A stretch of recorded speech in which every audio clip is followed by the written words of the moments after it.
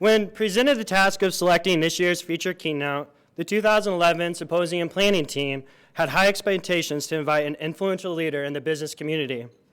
However, we did not anticipate our Creighton connection to stem from outside the rolling plains of Nebraska all the way to the sunny coasts of California. This year, we are proud and extremely fortunate to present Mr. Steve Luczo as our afternoon keynote. Mr. Luczo serves as chairman of the board, CEO, and president of Seagate, a worldwide leader in the design, manufacturing, and marketing of hard disk drives. In September 1997, Mr. Luczo was promoted to the position of president and chief operating officer, and in July 1998 was promoted to chief executive officer. Mr. Luczo resigned as Seagate's chief executive officer in July 2004, but retained his position as chairman of the board. In January 2009, Mr. Luczo was appointed president and CEO. We are pleased to have such a successful executive talk about his leadership journey. Please join me in welcoming Mr. Steve Luczo, CEO, Seagate. Thanks very much, and thanks for spending time with me this afternoon. When I hear that introduction, it makes me feel like it's the only place I can get a job, but I'm going to go through some slides here and hopefully leave 10 or 15 minutes for Q&A. So those of you who want to ask some questions about, well, I guess not politics or religion. My mom told me to stay away from those things. But anything else, I suppose, business-related or even sports-related, feel free. And again, I'd like to just thank you all for taking the time. I really appreciate it. And I echo the comments on giving thanks to all those who've provided service to our country. I was telling Don that I remember when I was a child, Veterans Day was really was one of the most important holidays of the year, and not just because it was the first holiday after the school year started. And it's a little bit sad that our country's kind of drifted away from it, so thanks for remembering that. I probably would have forgotten. Thank you. What I'd like to do is go through this outline, and I understand that Sheila had some really great videos and stuff, and I'm just going to tell you right now, no videos in my presentation. Unfortunately, you're going to have to listen to me. This is about as snazzy as it gets. I'm not even sure why it goes from bold blue to light view, other than maybe I have less clarity as we go down the stack. So background and career path, what I try to do is just kind of give you a little bit of idea of who I am and what I've done and what Seagate is, and then talk to you a little bit about leadership. And the two areas that I'm going to spend a little time on is lessons learned, and hopefully there's something valued there, and also leadership. And the approach that I tried to take was, my wife and I have two young children at home, as I tried to think about what would I want someone to try and express to our children in an event like this. So hopefully I can have something positive to say. In terms of my background, I grew up in Illinois. I was born in Chicago, but I grew up in Park Ridge, which I suppose now is famous because Hillary Clinton went to the same high school that I did, and Harrison Ford went to a competing high school. But I was schooled in public schools through high school, and then I went to University of Illinois for a year, and then just felt like I had to get out of Illinois, and I decided that the only two colleges that I could probably talk my dad into letting me go to as a transfer student was Stanford and Harvard, because they were both good. And Illinois was a great school, so I applied to both schools, and I didn't get into Harvard. I think they accepted 6 transfer students that year, and I think 5 of them were named Kennedy. And but I did get into Stanford, which was amazing, and I headed out west. And just to kind of tell you how different things were back then, I journeyed out there with a friend of mine who had been accepted the year before, so he was a sophomore. I was a sophomore. We were driving cross country. I do remember the drive across Nebraska, by the way, which is a very long state. And we got near San Francisco, and they start getting really excited. And I was very confused because I thought Stanford was on the coast in Southern California. And so I said to them, we're like 6 hours away, aren't we? Why are you guys so excited? And they're like, no, Stanford's here. Where did you think it is? And I had to admit that I thought it was on the coast, in LA. So you can imagine in today's environment, I would not have gotten into Stanford if I didn't even know where the school was. But upon graduation, I worked for an accounting firm, and I quit after 11 months because we had a class of 35 people in the firm. It was a difficult economic time, and they laid off 8 of my fellow classmates, which I thought was outrageous. And so I tried to convince them to lay me off and hire this other guy who was actually a much better accountant than I was, but they refused to do that. So I quit in protest. They laid that guy off anyhow, and he ended up actually being a partner with DH&S. I was with Touche Ross, so I think that worked out fine. And then I went and worked on computer systems for the City of County of San Francisco, which at the time was transitioning from old, card and tape machines to mini computers, which, a lot of you don't even know what that's all about, which is probably a good thing. And then I went to Stanford Business School. At Stanford, I graduated. I majored in economics and neuropsychology. And then I went to business school, and I worked in investment banking for 10 years for Salomon Brothers back when, well, it was a marginally respectful thing to do back then, much less so now, apparently.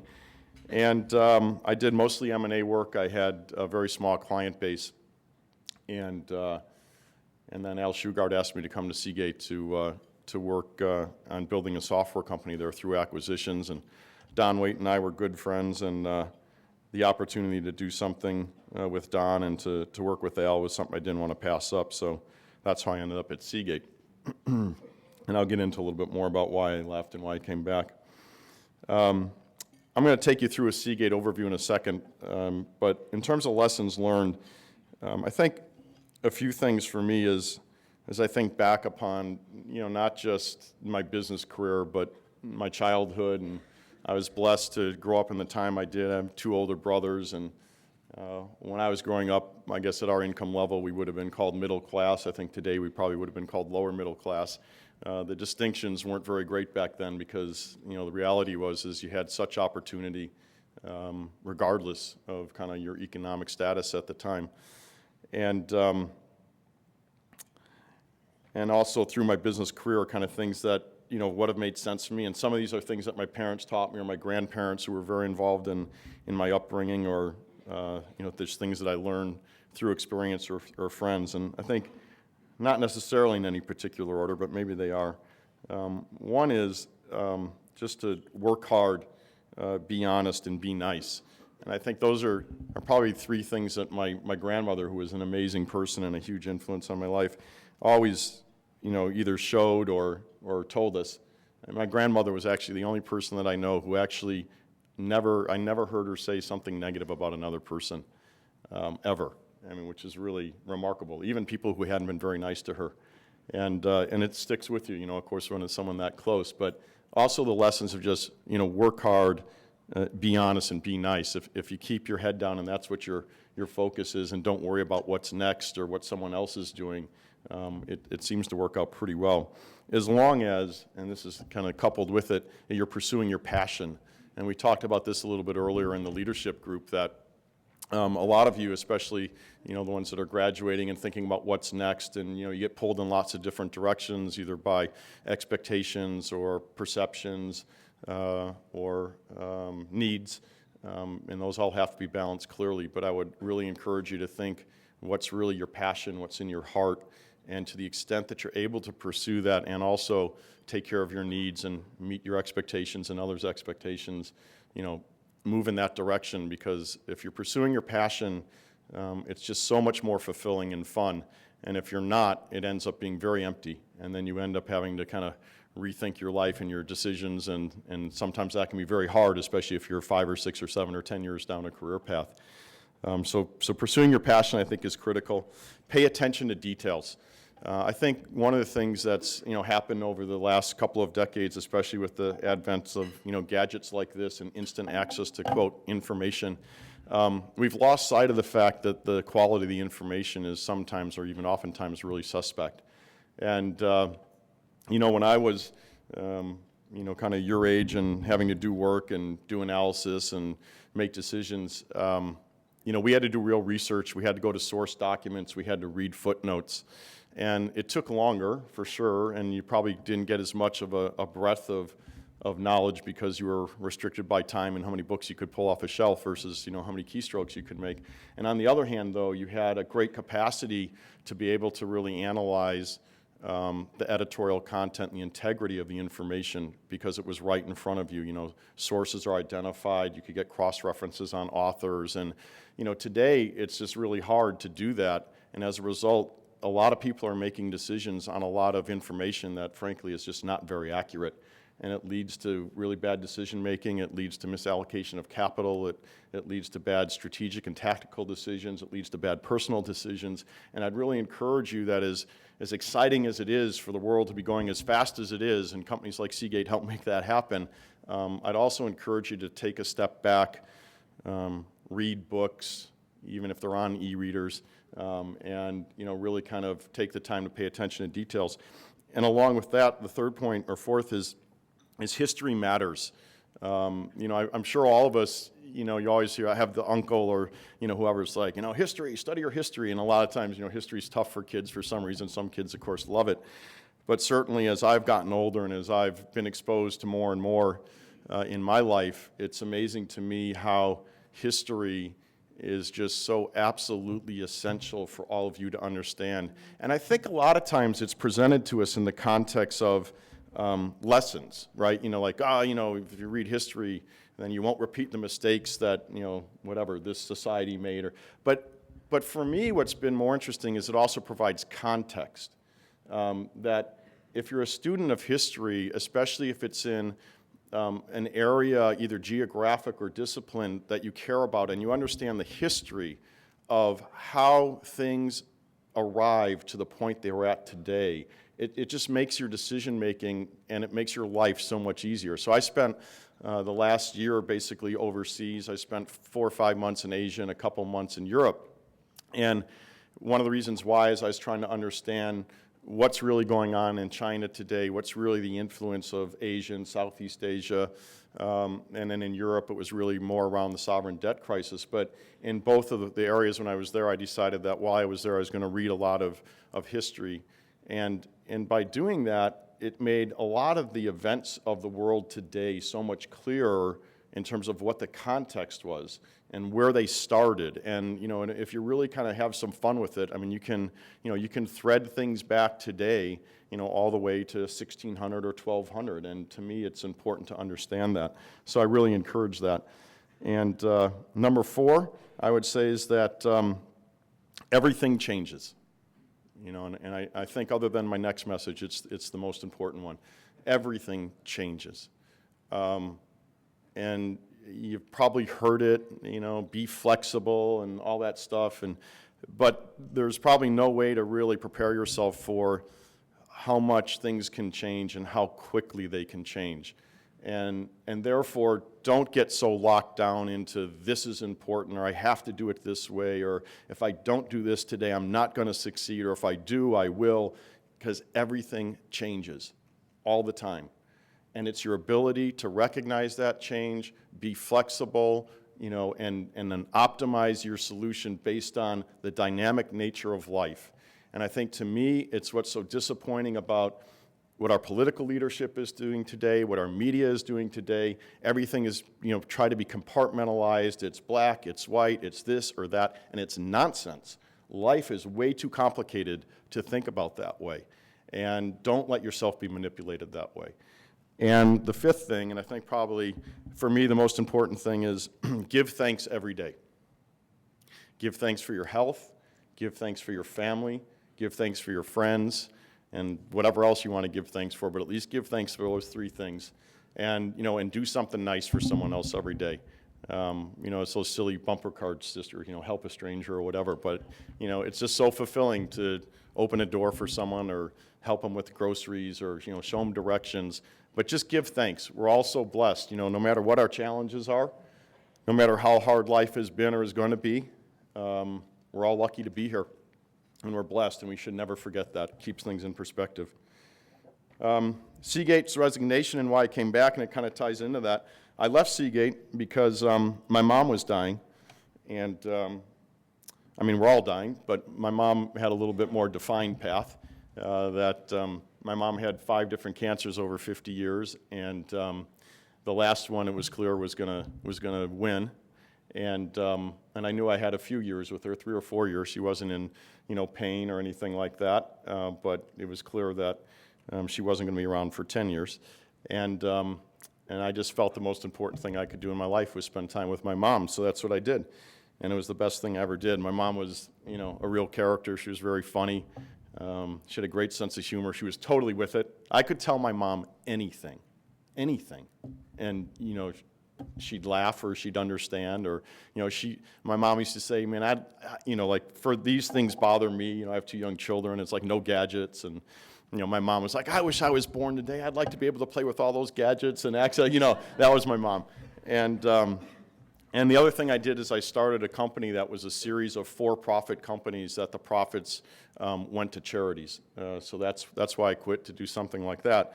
And the reason I came back is because Seagate asked me to come back. The company had gotten into deep financial problems as a result of the downturn and as a result of some bad decisions. And just because of the abruptness of the downturn and the significance of the bad decisions, there probably really wasn't anyone else that could come in quickly to help the company. And when you're pursuing a passion, your company becomes your family too. And so it was kind of like, your family saying, hey, we need your help. And even though I had been retired and I was living in Maui and I just met the woman who I was going to marry, I remember the board asking me if I'd come back. And I was looking at these whales jump out in the ocean, and I said yes. And then I heard this other voice say, what? What did you do? What? You didn't talk to me about this. And so I went back, and then, of course, I immediately called my dear friend Don Wade out of retirement and said, you're coming back to work too. And for all of you who don't know Don, Don actually has more experience and is much smarter than I and could be giving a much better speech if it wasn't for the fact he didn't like public speaking. But I want to just take this time to say, Don, thanks for everything you've shown me, because you've been an incredible friend and mentor all these years.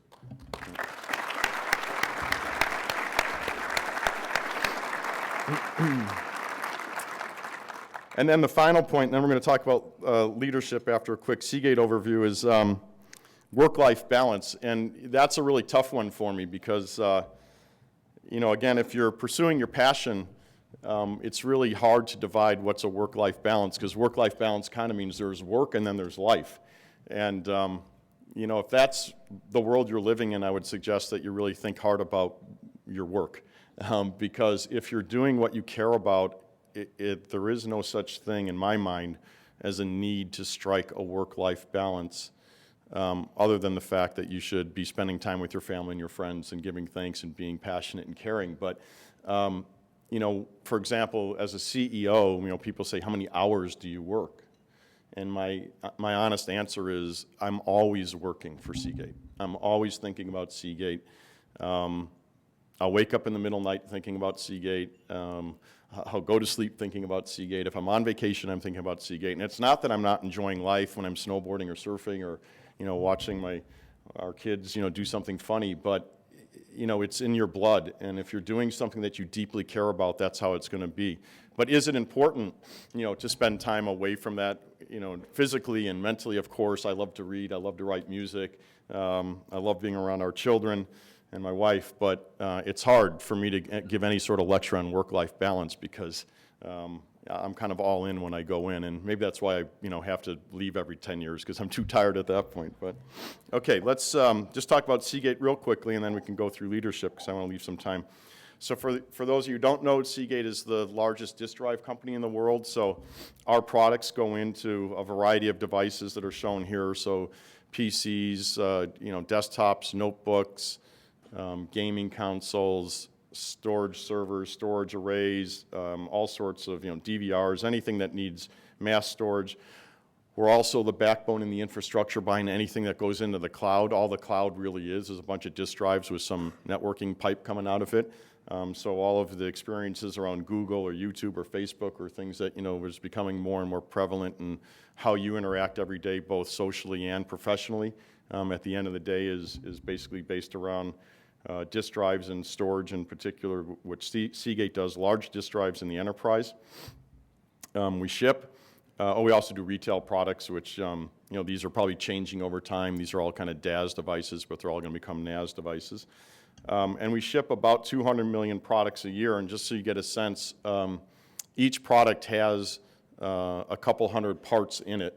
So every quarter we're kind of bringing 1 billion parts together and assembling them and shipping them out. And so the supply chain dynamics of what we do are very sophisticated and very complicated. And for those of you that are following the Thai flood situation, it severely has impacted the supply chain for disk drives, and it's taken out a lot of capacity at our competitors, and to a lesser extent Seagate, because our supply chain is interrupted. But there's about 35 or 40% reduction in the amount of drives available right now, and it's going to last for a couple of years. So at Seagate, we've been very busy trying to figure out how we recover from the floods quickly, which again for us is less problematic because we didn't lose factories, and then how do we allocate the drives that we're making. So I'm the most popular person in Silicon Valley right now, because you can't ship a computer or any sort of high-end system without a disk drive in it.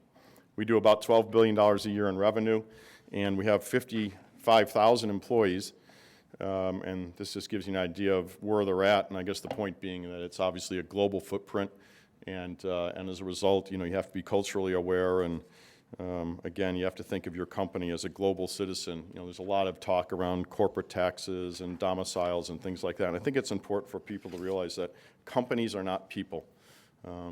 Companies are a group of people. Citizens are people, and individuals are people. So I'm a citizen of California and a citizen of the United States. But Seagate is, it's a company that operates globally, and where you domicile is really a competitive situation as opposed to a statement of patriotism. And I think the sooner our government realizes that and relaxes some of the unfortunate burdens that it puts on companies that do decide to domicile here or have to domicile here, the better it'll be for all of us as citizens. So leadership. I made a stab at what I thought the word meant, both as a leader and as well as what it might mean for a person that is working with a leader. So this was, I don't know if this qualifies as a real definition or if I violated some rules. I probably did. But for me, it's basically behavior from an individual that motivates others to accomplish something extraordinary and to take ownership, and for them to take ownership, I should say, and for them to take ownership of that outcome. And by the way, my leadership talk here is about leadership towards achieving something good. There can be leadership that achieves something bad or evil, and I think those have different attributes of how people do that. So this is kind of more a perspective on my view of running a large, complex organization, what I found to work. So from that, I kind of think it's, it's about accomplishing something, it's about motivating people to do something, and it's about making sure that they take the ownership of it and they get the respect and the ownership and recognition for what they accomplish as opposed to, quote, the leader. And I think, a lot of our corporate world doesn't do things like that. So I came up with this a while ago. I broke the word leadership down into 3 pieces and, put little words around it. So it's, I guess, fun and easy. So lead, I turned into learn to empower, advise, and delegate. And I think this is a really critical thing, that as a leader, you really have to be comfortable with the concept of delegation. And to be comfortable with that concept, you have to be able to clearly communicate goals and measures. You have to be specific. And I love when I walk into companies and every employee understands, here's what my mission is, here's what my goal is. It doesn't have to be complex as long as it's well understood. And that takes good communication. It takes setting goals and measures. And then you have to review and reward. And I think, a lot of times we forget the review and reward part, especially in business, not so much in academic life. Obviously, you get review and reward probably maybe too much from your perspective. And then honor. And I think this honor is an interesting one. Some of the words near the end of these slides are kind of words that we don't use much anymore, unfortunately. But to me, honoring or celebrating doesn't happen enough anymore. People accomplish something great, and we're on to the next thing right away.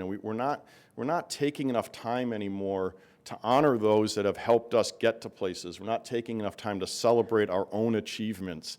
We're not taking enough time to celebrate others helping us in our achievement. And I think it takes some of the richness out of life. I think it makes the world a little bit emptier. And instead of worrying about rushing on to the next thing that you're going to go accomplish, for what reason, it'd be nice to maybe take a step back and say, wow, it was really nice that I accomplished what I just did. And we try to do that at Seagate.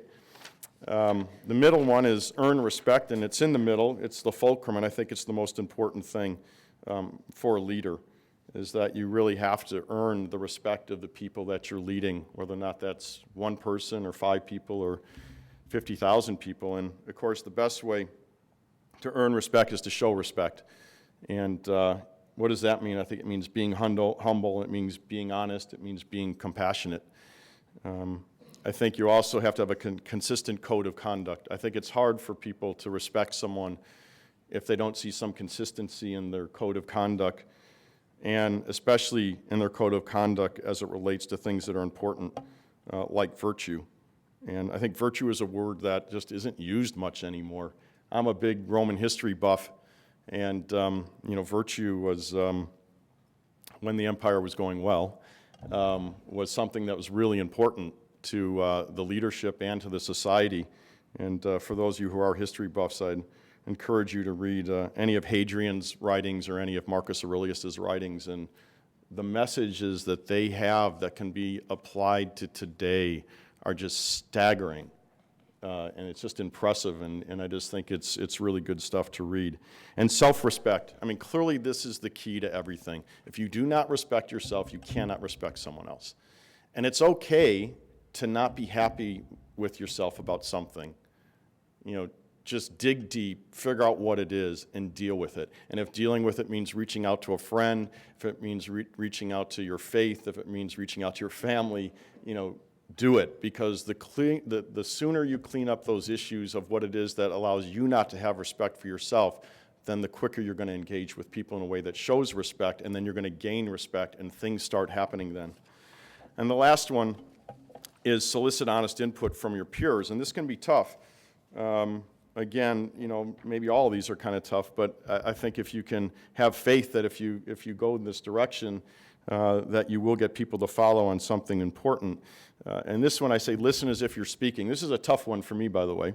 A lot of times people will start speaking, and I tend to know or think I know where they're going, and I answer them before they're even done talking, and it's a really bad habit.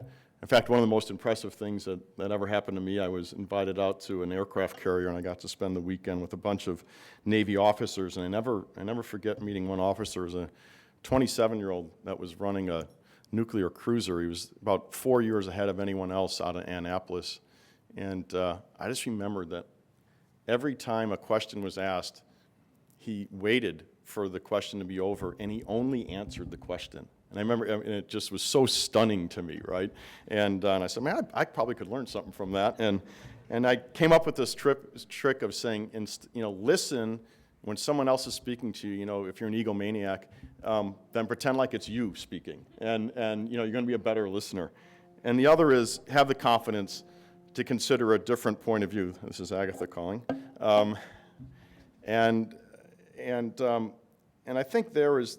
Make yourself take the opposite side of an argument. I think in the business world, what happens too often is that, and this is inside companies, not necessarily even competitively, is that we try and win arguments. We're working with, finance is working with sales, is working with engineering, and they're supposed to be trying to solve a problem, and yet when you actually see how the meeting's occurring, it's that each one of those functional organizations is trying to win their point. And what I start to do is say, no, okay, you, finance person, you have to go be the marketing person now, and you have to make their case. And I think it's really important that we all figure out how to, put yourself in the other person's shoes and take their position. Because even if you disagree with 99.9% of what they're saying, then think about that 0.1 and do something valuable with it. Use that to create a bridge and solve the problem as opposed to winning the argument. And again, I think that just leads to consideration. Be considerate. Be polite, be caring. And I think if you put all those things together, you'll find that the things that you're trying to accomplish with a group of people might happen a little effectively. I hope they do. Anyhow, okay, let's open it up for some Q&A.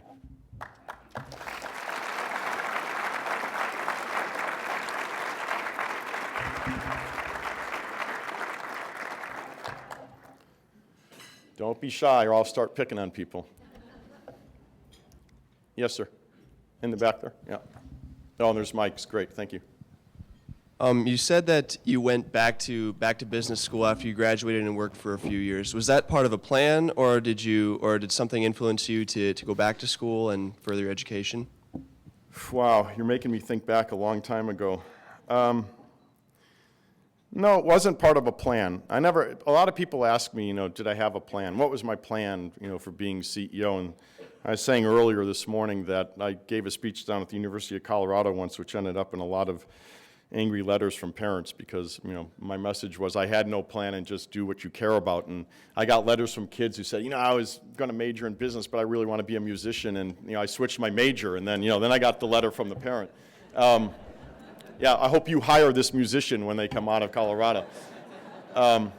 It wasn't part of a plan, and what happened at the time was is that I was working for the city and county of San Francisco doing computer work, and I think I just wanted to do something different, and I wanted to take it to the next level, and it was a tough time. 82 was another recession, not quite as bad as the recession we're in now, but I do remember the first day of business school. I was saying this morning that a good friend of mine, Ezra Solomon, who was a world-class economist and just a wonderful person, he started the introduction to the business school class by saying 1982 is a very good time to be in business school, and because it was. And by the time we got out in 84, the economy was growing again. So it wasn't part of a plan. It was just I felt like it was time for me to learn more. When I finished my undergrad experience, I don't know how many of you feel this way. Are you all seniors or mostly seniors? For me, if I hadn't graduated the day I did, I don't know that I would have ever graduated college. I mean, I was so ready to go. And as much as I loved college, it was, an amazing time of my life. But, by the end, I was wanting to get out of there. And then I think after a few years of work, I was ready to go back to school because it's pretty good. It's pretty good, yeah. Other questions?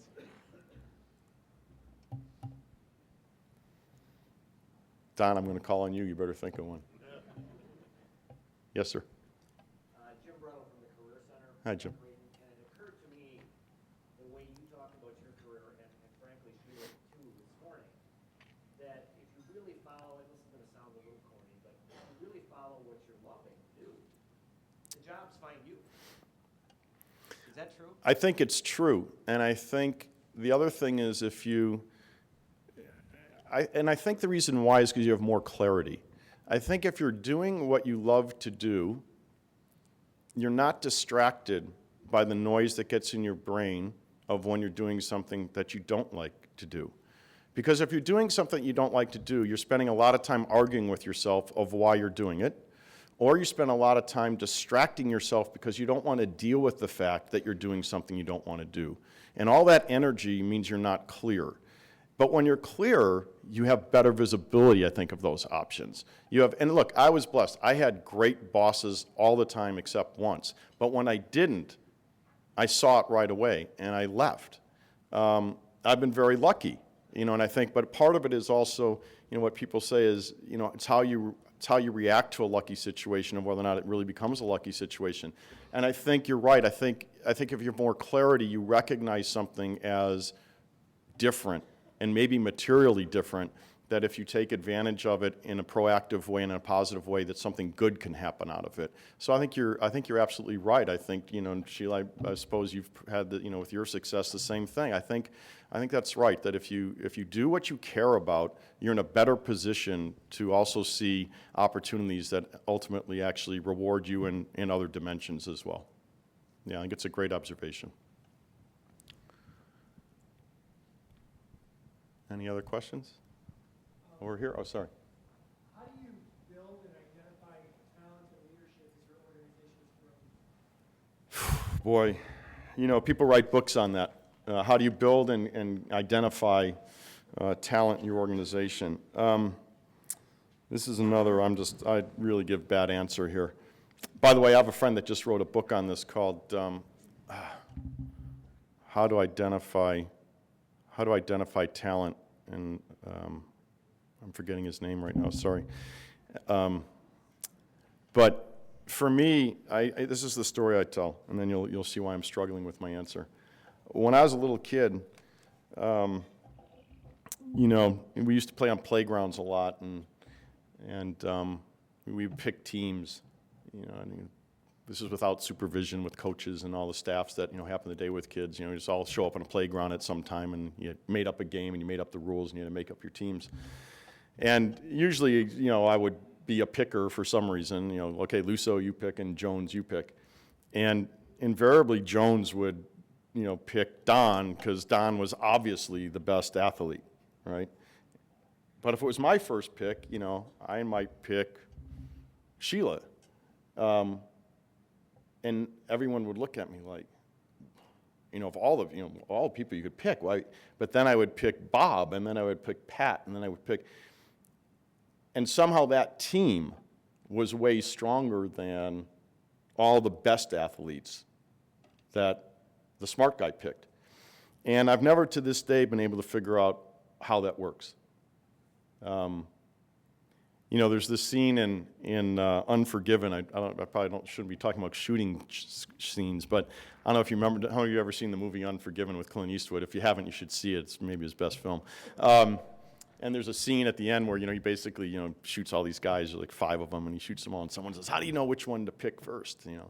Was it the way he held his hat, or twitched his eye, or had his gun, or whatever? And the character says, he said, "No, I've just always been good at picking."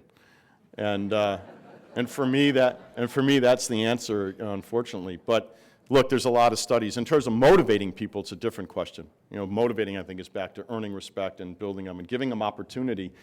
I think recognizing when it's okay to tell someone you've gone far enough. I think it's really hard for managers to actually sit down with someone and say, you know what, you're great at what you do, but it doesn't mean that you're going to be great at the next thing.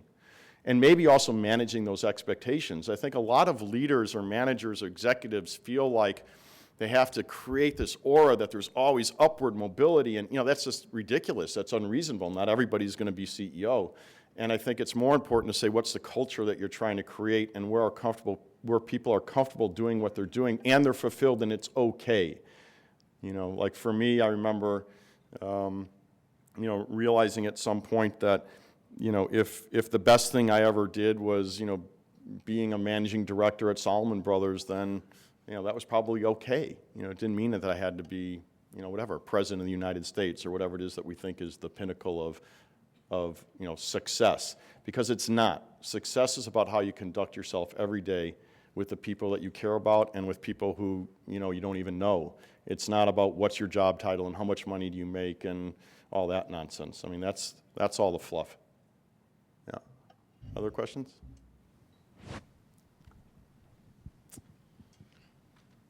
I think we have time for one more. Yes, sir. Don Waite. What advice would you give the students who are going to be graduating this coming spring, given that the economy is probably not going to greatly improve? Did everybody hear the question? What advice would I give the graduates this spring, given the fact that the economy is not going to greatly improve? The advice I would give you is don't be afraid to stand out. Be polite. Work hard. I think our society has gotten to the point of rewarding the pack, and of course, all through school, a lot of bad education, or a lot of bad education discipline is around creating packs as opposed to letting people be individuals. And on the other hand, obviously, you have to work as part of a pack. It's a complex problem to solve, but I think it's easy to be just like the other person. It's easy. The hard thing is to have confidence in yourself, like I said. And I think that when you go into an employment situation and have confidence in yourself, but also be humble, because the reality is, as smart as you may be and as rich as your life experiences might be, you are starting out in the workplace for the most part. And I think recognizing that it's a function of enthusiasm and willingness to learn and willingness to work hard. Work hard is really important. And I feel, although I sound like my father when I say this, I feel that every generation, it's getting a smaller percentage of the demographic that's willing to work hard. And that may not apply to anyone in this room, and I don't mean it to, but observing in a more macro sense, it seems to be the case. Now, some of that is not fair because some of it is it's hard to work hard when you can't get a job. You know, I complain a lot about high school kids who, you know, aren't working in the summer. Why are they just wandering around town, you know, doing whatever it is they're doing? Why aren't they off working? Well, when I was in high school, I could work. I actually had a real job when I was in high school working at the airport. Today, it's just those jobs aren't around. You can't even mow lawns anymore today, hardly. You know, I used to mow lawns and, you know, shovel snow and everything like that, and it's hard. But I would say be willing to learn, work hard, be polite, stand out. You know, just stand out for, and be humble. You know, be willing to say, you know what, yeah, I'm a smart young kid, but I really don't know that much. Because what I've learned over time, and Don, you're, what, 3 or 4 years older than me now, right? I mean, what's staggering to me over time is how much, every year I realize I don't know anything. And, you know, that starts happening, I guess. I think it happens for males, by the way, much later than it happens for females. I think that's why the women get it early, because they're like, okay, and then they know we don't know anything. It just takes us 20 years later to figure it out. But somewhere around the mid-40s or early 40s, you start realizing, you know, that what you really know is like this little spark against a room of light. And I think the fact that you can embrace that a little bit, you probably have a better chance because, you know, that's the type of people you need. Be creative. You know, people are looking for creativity, obviously. So, okay, good. Thanks, everyone. I appreciate the time. Thank you.